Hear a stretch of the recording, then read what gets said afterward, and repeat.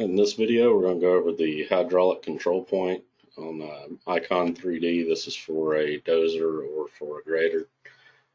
So what we have here is, and this will probably, let's see. So on here, what we have is with the simulator, I'm not able to show what the hydraulic control point actually looks like because we don't have a machine to hook it to.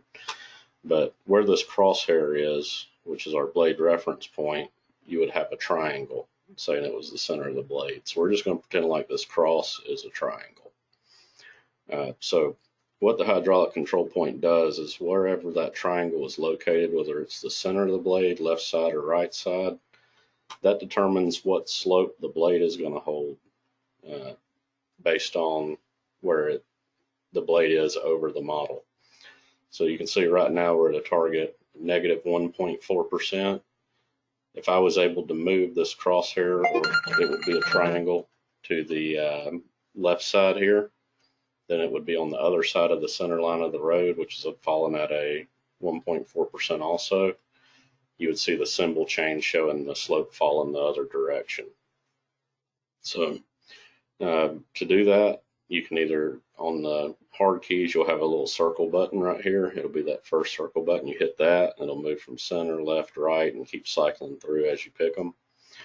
And so, say I have a 3-foot ditch, and I need to put the corner of my blade in it and have the blade cock over it, the percent of fall on that ditch.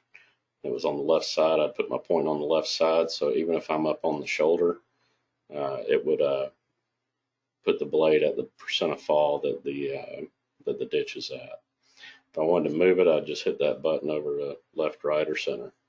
Another way you can move it is just hitting Tools, Blade Settings, and below Reference Point, it'll have Blade Hydraulic Control Point, and you can move it center, left, or right there as well. I know this doesn't show that well on the simulator, but hopefully it gets the point across.